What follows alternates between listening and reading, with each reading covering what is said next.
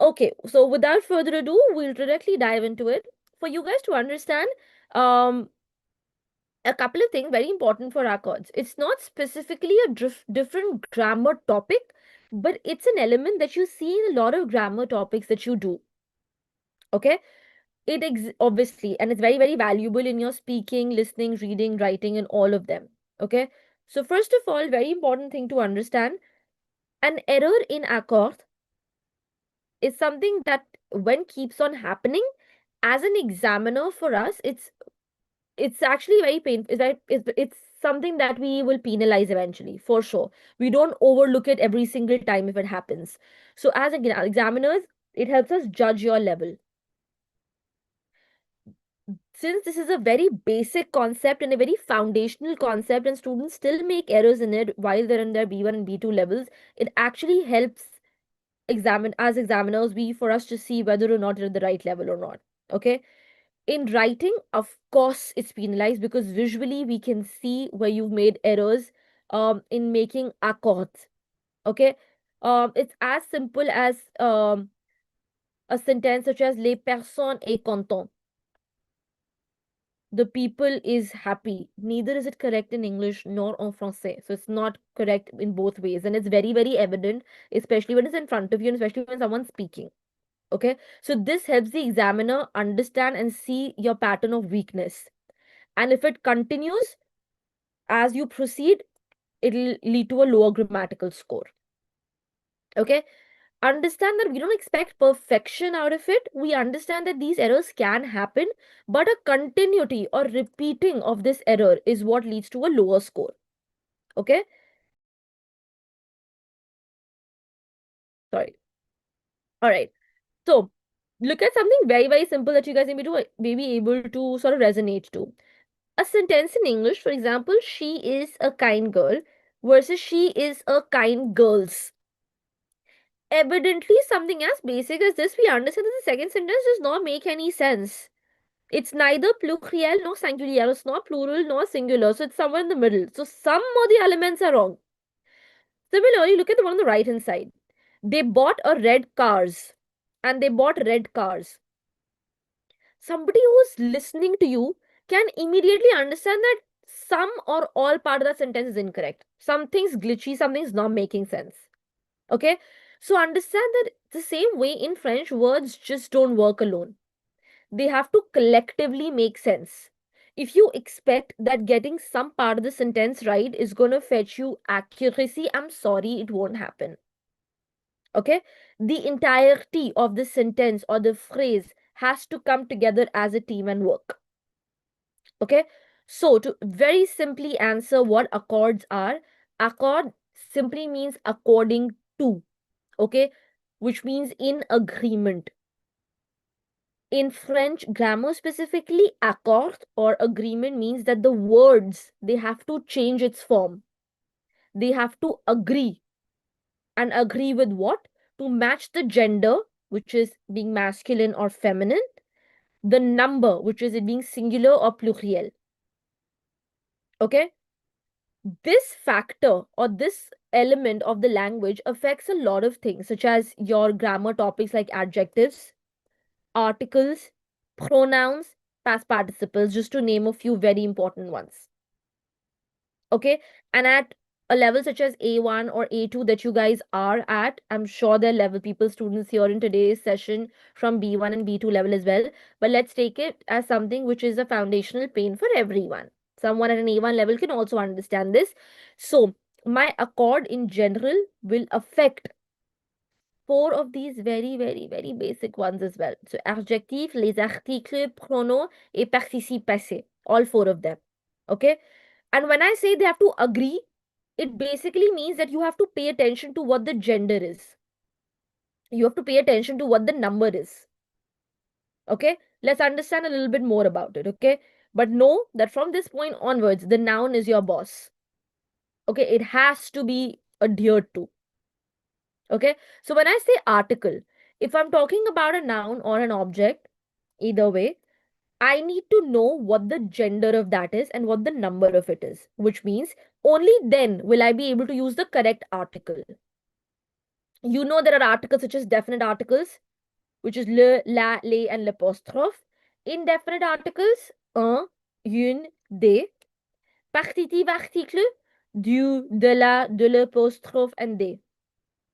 We know their meanings also. Perfect, very good. But for you to be able to use them correctly, it is so very important for you to know the gender and number of the noun before which you're putting these articles. So, alone knowing the concept of these articles will get you nothing or will get you nowhere. Correct? So, when I talk about masculine, we have un, une, des, so it changes there. We have le, la, les, changes there, perfect. Even something as an adjective possessive, mon, ma, me, ton, ta, te, son, sa, se, and so on and so forth, also plays an important role.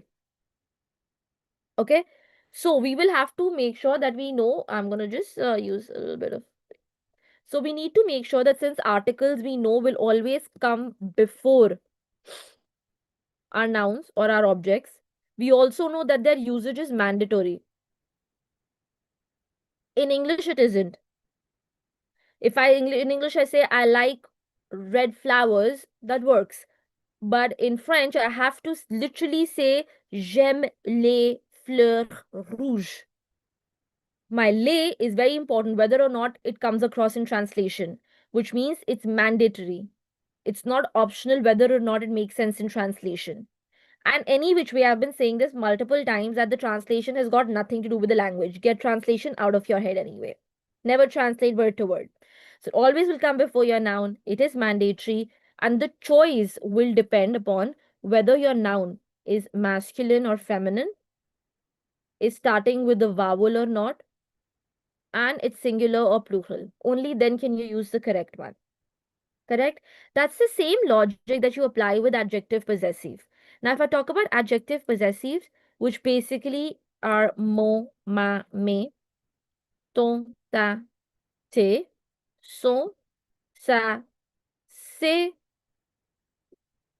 guys, read there. Okay. Neutre, notre, nos, votre, votre, vos, leur.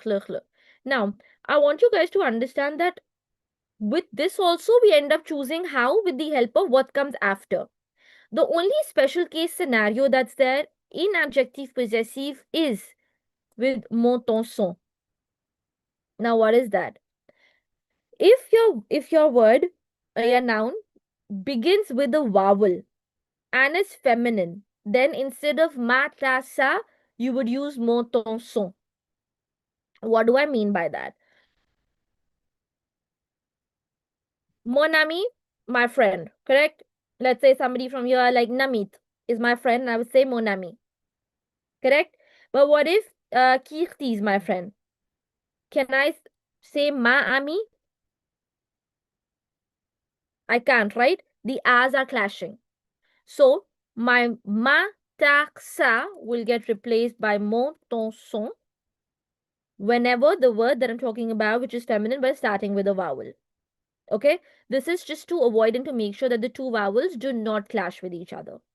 Okay, that's the only special case that you have to keep in mind with respect to adjective possessive. I hope that's clear. Second rule, which is very, very important, where accords are evident, and this is something you've learned in your A1 level as well, is with the case of adjectives. And now let's assume a sentence. Okay, I say une fille grande, a tall girl. Okay, now this means a tall girl. Perfect. Now I want to replace this sentence by saying some tall girls.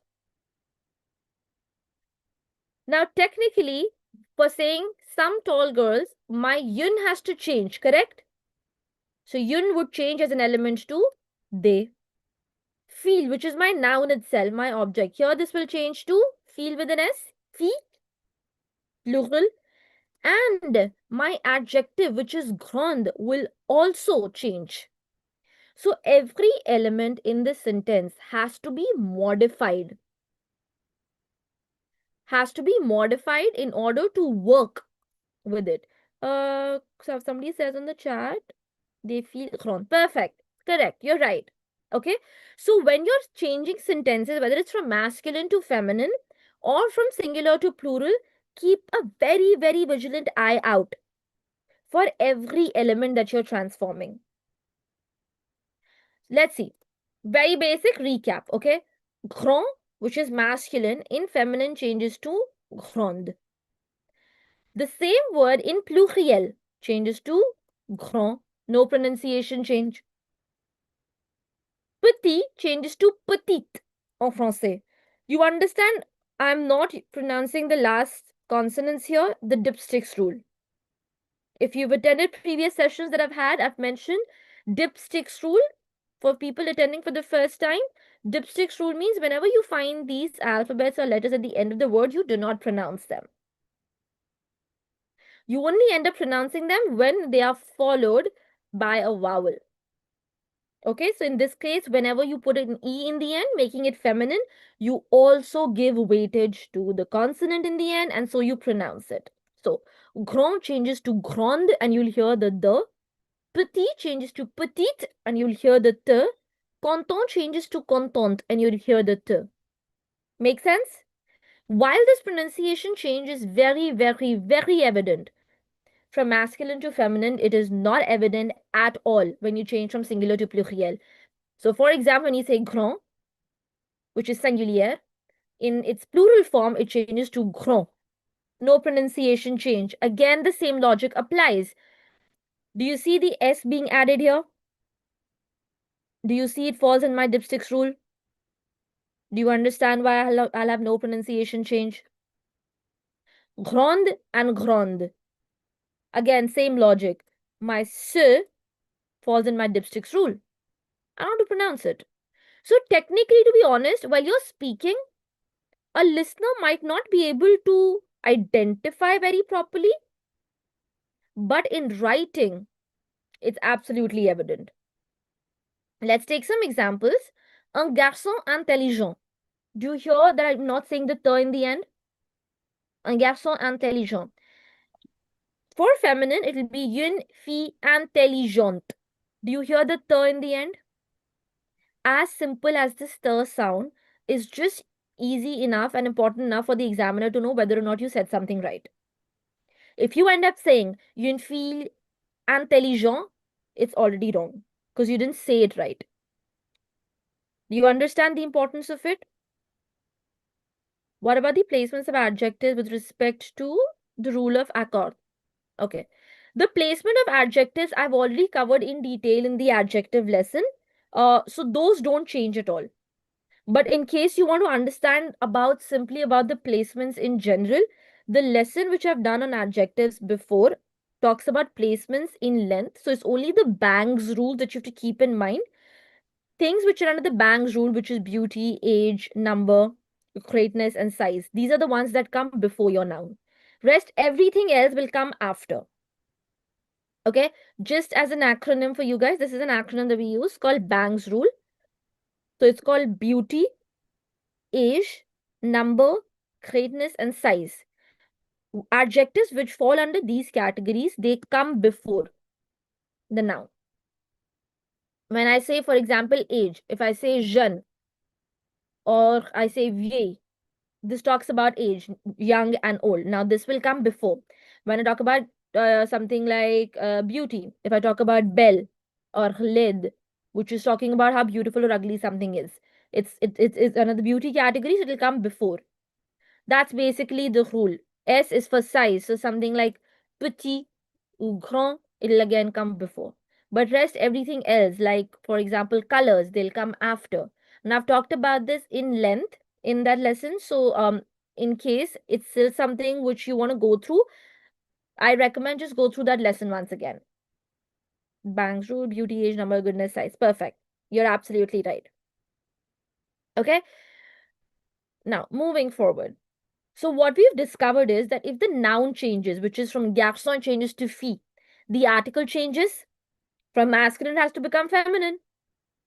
Then the adjective which is coming with it also has to change. So intelligent changes to intelligente. The moment all of these elements subsequently change, only then the whole sentence is correct. If any one of these elements are missed, are incorrect, said incorrectly, written incorrectly, it's automatically an error. And it'll show. Okay? If I say une fille intelligente, you clearly know I'm talking about an intelligent girl. So why am I not saying intelligente? So that emphasis on intelligent is very important, and be minded that the examiners look out for these small errors. I'm not saying that every time you like a chance here or there you miss it is going to be a problem. No. But if it's repetitive, I'm sorry, but we're sitting here to write it down because it's a foundational error. Similarly, if you say something like un fille intelligente, fille, okay, intelligente, okay, but you said the article you missed to correct. So it's incorrect. So once here and there, we will overlook it because this is a human error. But the number of times you keep doing it, we just keep adding it to your error list. So une voiture rouge, perfect. Des voitures rouges, perfect. Why is it perfect? Because to make it plural, une has changed to des. Voiture has changed to voiture with the s, plural. And rouge, which is the adjective, has also changed to pluriel. So every element is taken care of. Okay? Let's see if you get that right. Une fille gentille ou gentille? On the chat. Gentil ou gentille? Gentil. Super. Excellent. Très bien. Very nice. Perfect. Very fast. Good. Perfect. Next. Les enfants sont contents ou contents? Very good. Did you notice that the pronunciation is the same, but it's the spelling that will make a difference here? Excellent. Très bien. Mes amis sont arrivés et mes amis sont arrivés. Très bien, Smita. Arrivé. Pourquoi? Why is that so? Mes amis here, I clearly see it's plural and I clearly see it's feminine. So I have an extra E and extra S, which I'm going to talk about in length now. Perfect. So far we understand that the elements such as the article has to change and my adjective has to change too when I'm changing my noun. Keep that in mind. Okay. Second, some common exceptions to this rule would be a masculine adjective such as beau does not change to. So it's basically like saying handsome and beautiful. You know how in English we have two different words as well? That's the same case in Francais also. Okay. So beau would change to belle. Nouveau would change to nouvelle. For example, c'est une belle maison. C'est une belle maison. C'est une nouvelle maison. Vieille would change to vieille. Almost similar pronunciation, but the spelling is different. Fou means crazy. Full means crazy, but feminine. So if I want to say this is a crazy idea, I would say c'est une idée folle. Okay?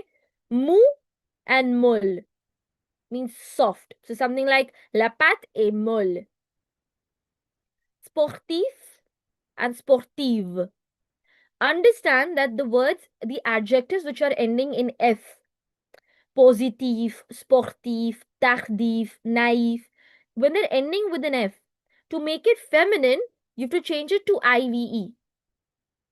So sportif becomes sportive, positif becomes positive, naive becomes naive. Be very careful of that. Gentil becomes gentil. We double the consonant there. Gros becomes gros, doubling the consonant. Blanc, blanche. Pronunciation, blanche. Elle porte une robe blanche.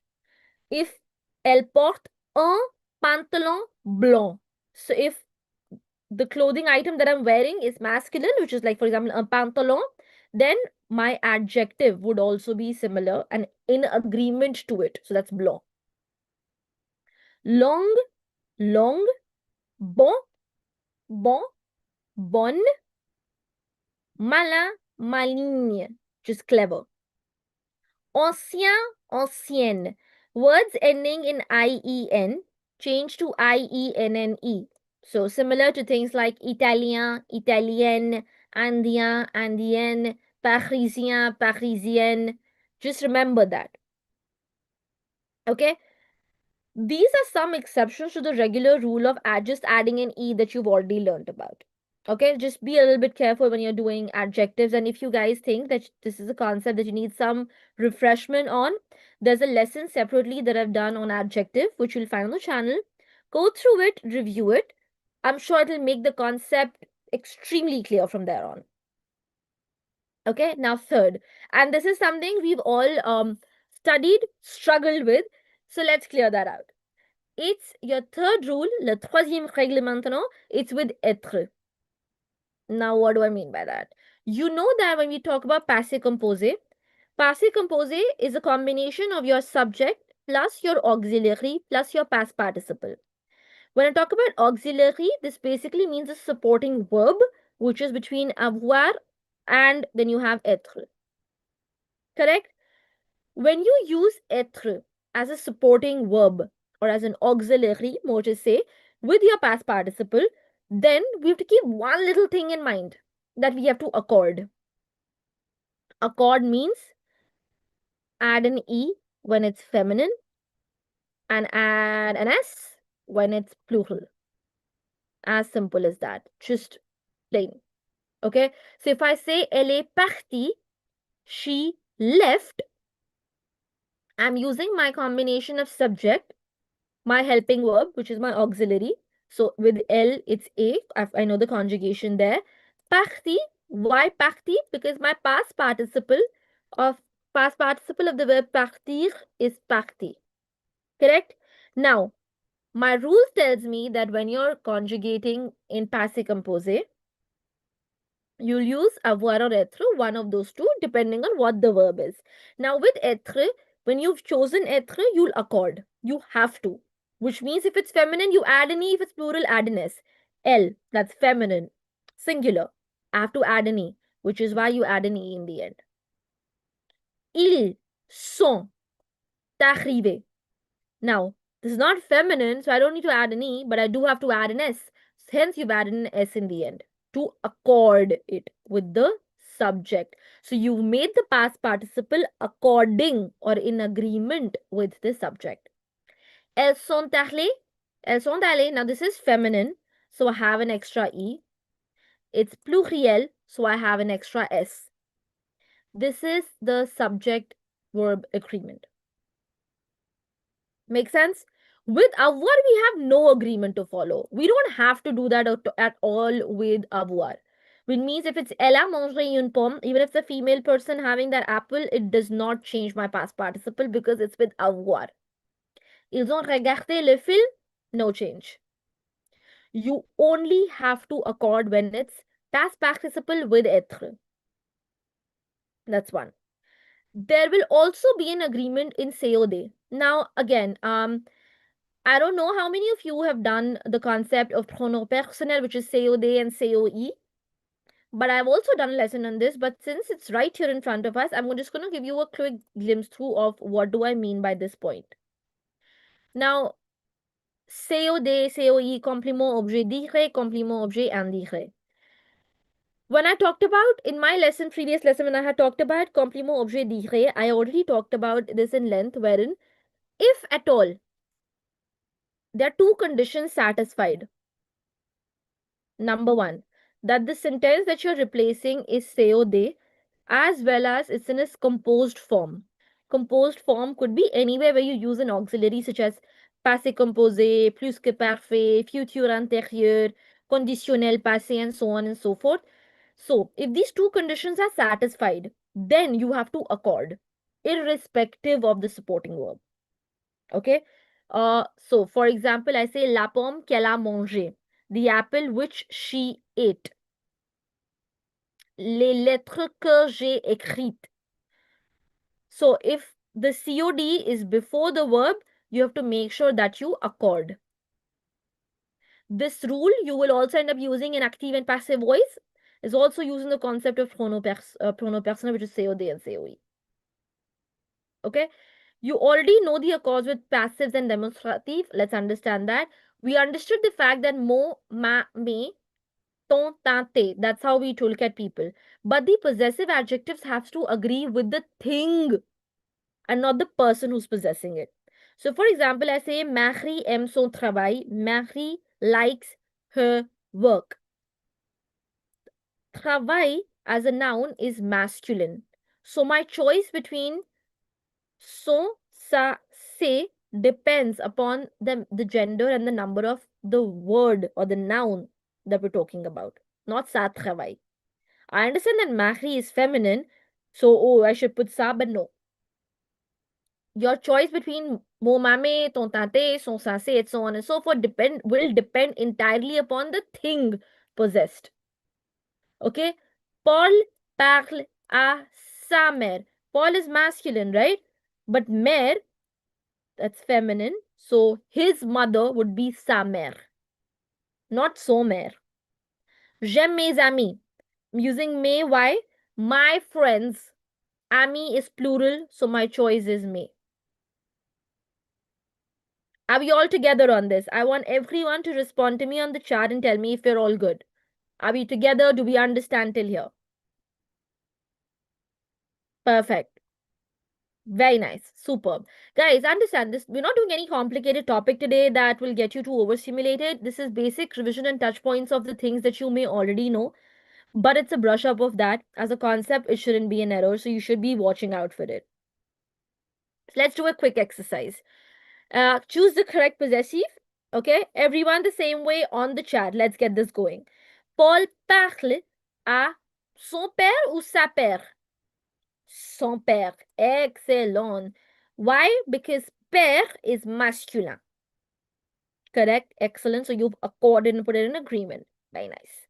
Marie aime sa maison. Very nice. Perfect. Thanks. Love the responses in the chat, guys. It's overflowing. It's crazy. I love it. J'ai mon ami à Paris. Obviously, we put mon ami, and you've correctly noted that on the chat as well, is because while the friend is feminine, it's still starting with a vowel. So, mon ami. Il cherche sa clé ou ses clés? Ses clés. Very good. Très bien. Super. Elle parle de son école. Very good. Very, very, very good, guys. I love the speed of the responses in the chat. I know that it's very receptive. Perfect. Super. Why not sa école? Because while école is feminine, yes, but it's starting with the vowel. So it takes me back to my adjective possessive exceptional rule. Mon, ton, son will replace ma, ta, sa if the noun is starting with a vowel. Okay? Perfect. Thank you. Coming to demonstrative. Demonstrative simply is your translation to demonstrative. It demonstrates this or that. Okay? So, ce, cet. Ce means this or that. Set also means this or that. Say, on the other hand, these or those. Okay? So, this book, ce livre. This chair, cette chaise. Ces enfants, these kids. So if I want to say this car is new, understand that the car I'm talking about, this car is new. The car that I'm talking about, sorry, not care, car, is feminine, right? So the choice of set, of saying this between sir and set has to be set because the car that I'm talking about is feminine. So cette voiture est neuve. Ce film est intéressant. Why ce film? I have two options of saying this, sir and set, but I'm choosing sir in this sentence. Why? Because this film that I'm talking about, film, that's masculine. Ces idées sont bonnes. Very nice. Thank you so much for that response in the chat. Perfect. Absolutely correct. Ces idées sont bonnes. Now understand here as well. Ces idées. Why ces idées? Anyone on the chat? Come on.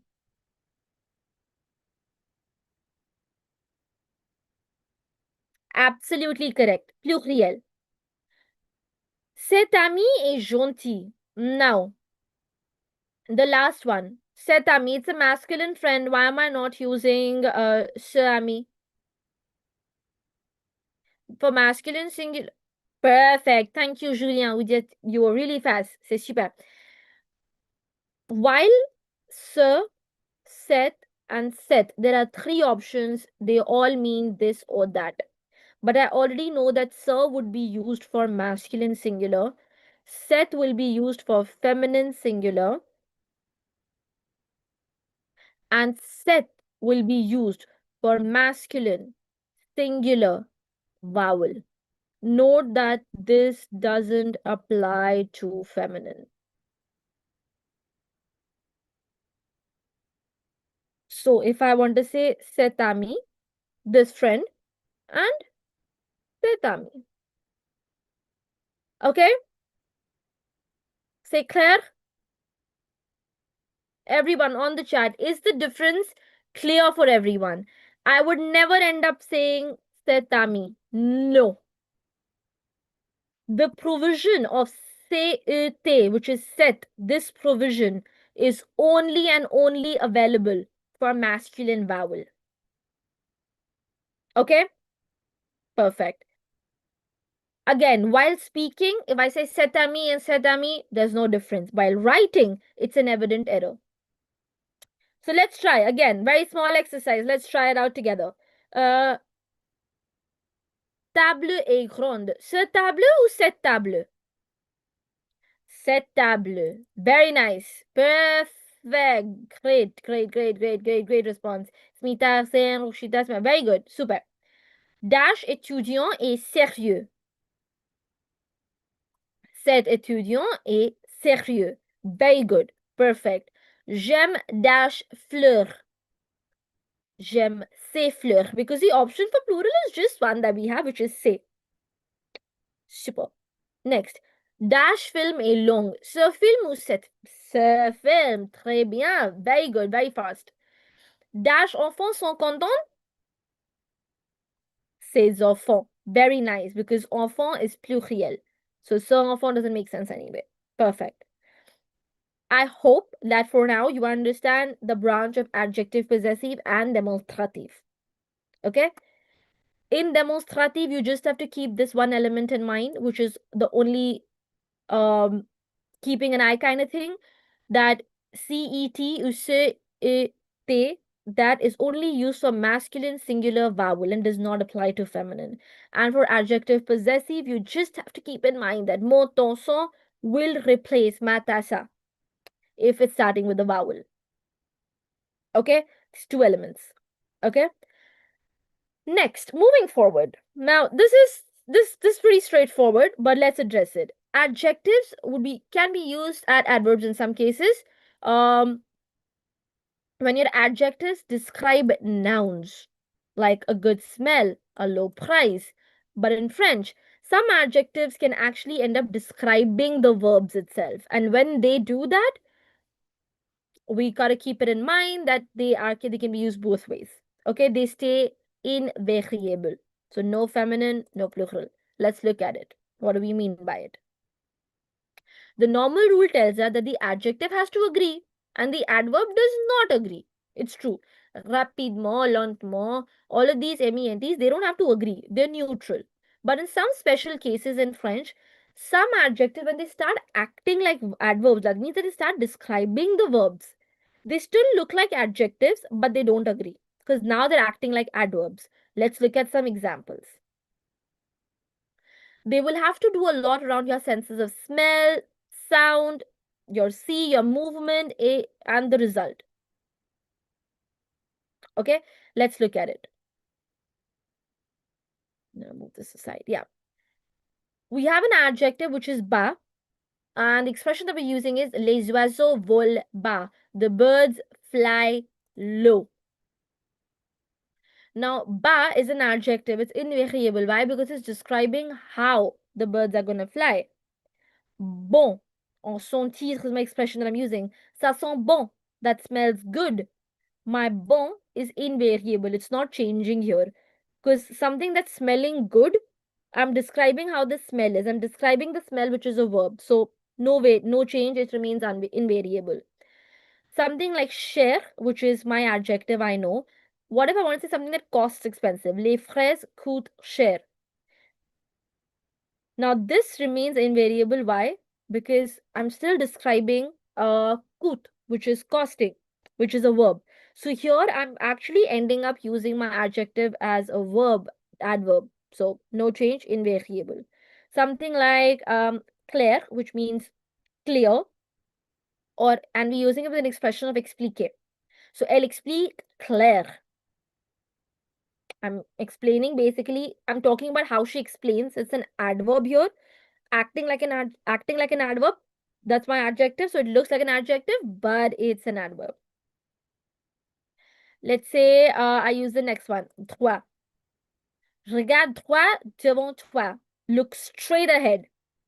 I don't have to change my toi. It's invariable. Something like juste, and my expression is with tomber. Ça tombe juste. It just feels right. It's just timed right. It's an expression. I don't change my juste at all. Fort means loud. Okay? So I want to say he talks loud. Il parle fort. I'm still using my fort. That's an adjective to talk about how one talks. So it's acting like an adverb. So invariable. No change over there. Okay? Let's try something out, guys. I want you guys to first address this part. Let's do this together. I want all of you guys to view the sentences given below. And in another 2 minutes, we're all going to start. And I would want to pick out volunteers who would like to read the sentences and choose the right option. Let's do that together. It's going to be fun. It's going to give you an opportunity to talk and it'll give me an opportunity to correct you if that may be. And it's always great. Okay? Yes, Jakriti. Tomber as a verb means to fall as well. Yes. The expression, on the other hand, that that expression specifically, let me scroll up and show it to you so it's clearer for you. Ça tombe juste, it's an expression in French, it means just about right, or it just timed right. Yes, then you have a question? No, ma'am. I thought I could practice. Oh, okay. Sorry. Okay. All right, guys. 2 minutes. Everybody, please review the options, the exercise. We'll do it together, and I'd like to pick up volunteers. So whoever wants to participate can start raising their hands. I'm going to start picking out one by one, and we'll go ahead reading. So 2 minutes, and we'll begin.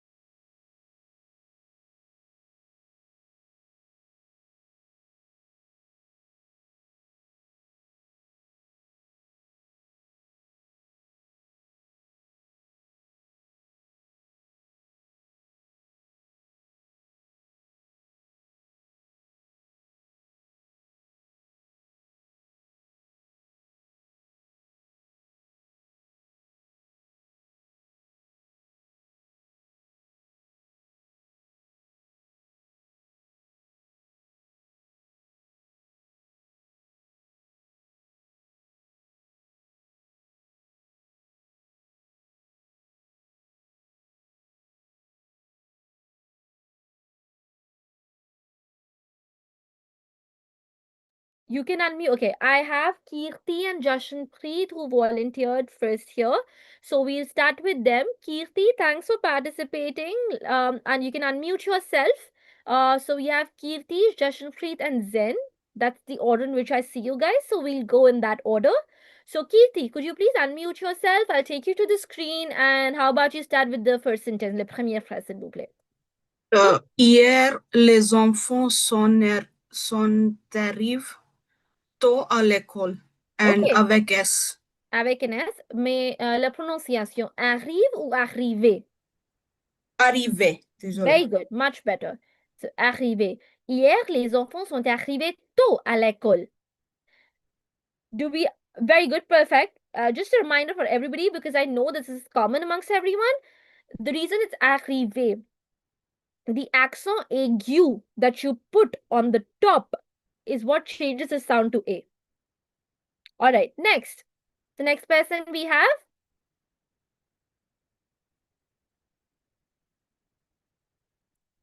I think it was Jashanpreet. You can unmute yourself. Let's have you. Ils étaient très contents de revoir leur professeur. Okay, de revoir le professeur, super. The pronunciation, excellent. Content, le premier ou le deuxième? Quelle option? Might be deuxième. Deuxième, very nice. Why? Because it's ending with an S, which is basically that it's plural. And il, as my subject, is also plural. So I gotta make sure that the choice of my adjective is aligned with it. Okay, let's move forward. Very nice. Thank you so much. An excellent pronunciation, by the way. Zen. Oui, ma'am. La classe est petite, mais très propre. Okay. One question. La classe est petit ou petite? Petite. Perfect. So mindful. When you write, I know you're choosing this option, but when you're speaking, the t has to sound absolutely correctly and accurately. Only then I know you've done it correctly. Cool. So la classe est petite, mais très propre. Oh, very nice. Just a question. Which propre? Le premier ou le deuxième? I believe it's premier, ma'am. Yes, absolutely. Because we're talking about class, and is that singular or plural? Singular. Perfect. So my adjective has to be singular feminine as well. Very nice. Very good. Superb. Thank you so much. Thank you. Manjot, let's go with you. Bonsoir. La nouvelle enseignante a expliqué Claire les règles. Very nice. And which Claire? Claire avec son E. Sans E? Oui, le Okay. Let's premier. see. La nouvelle enseignante. No. With Avec, the avec avec E. very good. It's perfect. At least I'll tell you what happened just now and was so good. You could identify a small error that you made yourself. This is self-correction, which, by the way, is a very good sign. At least you know where you went wrong and you have the capacity to correct yourself. So that's excellent. Do you want to reread the sentence once now that you know what's right? Oui, bien sûr. La nouvelle enseignante a Enseignant. Very good. expliqué Claire les règles. Very nice. Very good. Superb. Okay. Next, we have in line Manjot.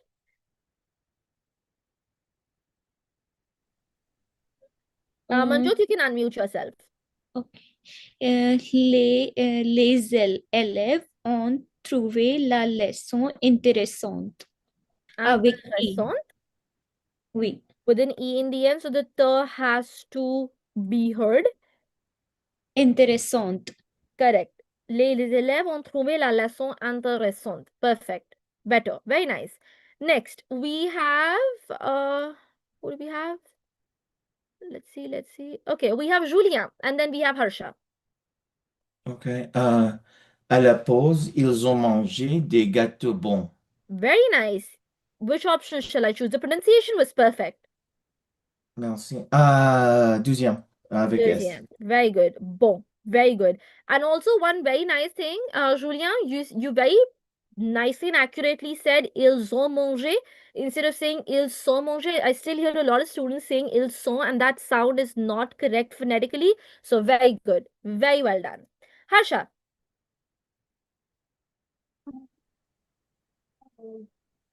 Dans la cour, les enfants parlaient fort et riaient beaucoup. The deuxième one. Four. Deuxième.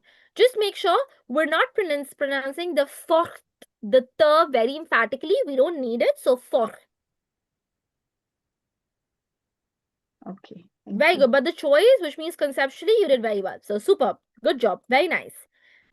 Is there anyone else who wants to give it a shot? The next one? Est-ce qu'il y a quelqu'un? Yeah, I could I- try. Okay, Uh, cool. Perfect. à la fin de la journée, les élèves sont fatigués, mais heureux. Okay. Which option are we choosing? Second one, this year. Fatigue. Okay. Quick One tip. question, a quick question, ma'am. Like in terms of expliquer clair and parler fort, aren't we talking the clair and fort is like an adverb here? Yeah. So they don't agree, right? I mean, they don't need to agree with the No. noun, I thought. Yeah, they don't have to agree here. Right. Okay. Thank you. Honestly, we often That's also why we can alternatively also say clairement, which is changing it altogether to an adverb, but even if we don't, it kind of works. Okay. So Okay. it's not wrong either way. Okay. Got it. Just one thing with respect to the pronunciation to get that bang on perfect. It's à la fin À la fin. Okay. and heureux. Heureux. Just a breakup of how the pronunciation comes about. We know that the alphabet ash has no pronunciation, it's silent. So we start with E. We know that EU as a sound, as phonetic combination sound is E. So technically it's E, R. And again, because of my dipsticks rule, I don't pronounce the X either. So it's R. Okay, very nice. I hope that was a little bit clear. Sure. Okay. Who else? Okay, Kirti, you want to go again? Sure. Yeah. La pluie est tombée dur la soir. Ce premièrement. The first one? Tombé, désolé, deuxièmement, avec Deuxième partie. Very nice, very nice. Do we know what dru means? It means hard. Pardon. Yeah, it's very similar to that. So yeah, very hard. Whatever. It's a spelling error, honestly. It's a spelling error here. But never mind. Okay, good job. Not We bad, can- guys. Very good. Perfect, perfect, perfect. Let's just quickly go and review one more small little thing that I really want to, but I'll just see the questions. Okay. Arrivé, okay, Panpreet gave out the answers, so very nice. Maybe blah, blah, blah. Very nice. So I got the answers in the chat from a few people, which is super excellent. Now, just another element that I would just like to review before we wind up. Okay. I want you guys to now review this. Okay? Everybody on the chat for each and every sentence, we're gonna go about this, okay? Tell me, if we're talking about dans la petite ville, which is basically what I'm talking about, la petite ville, tell me the adjectives in this sentence which have been in agreement.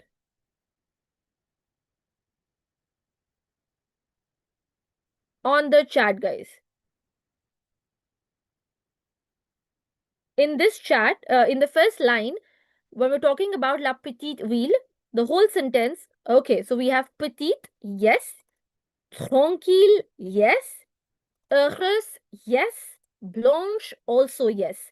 My Blanche is in agreement. Very carefully, everybody will now notice.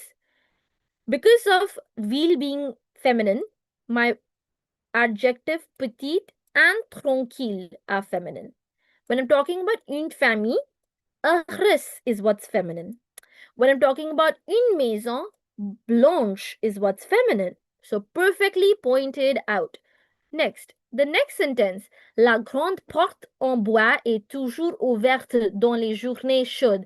Now, please tell me what is agreeing with what in this sentence.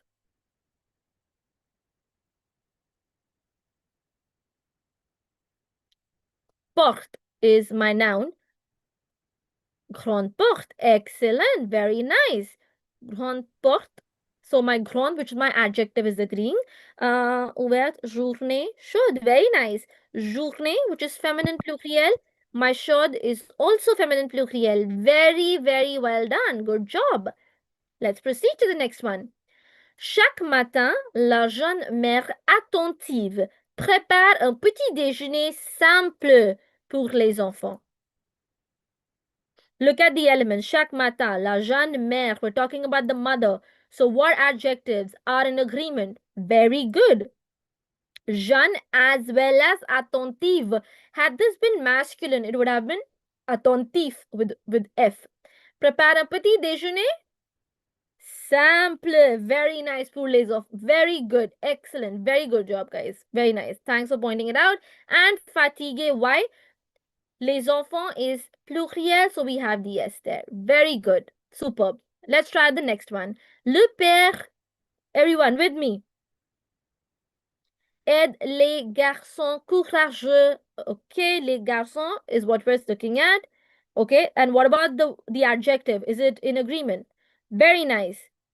Courageux. Avant la langue, so my journée scolaire.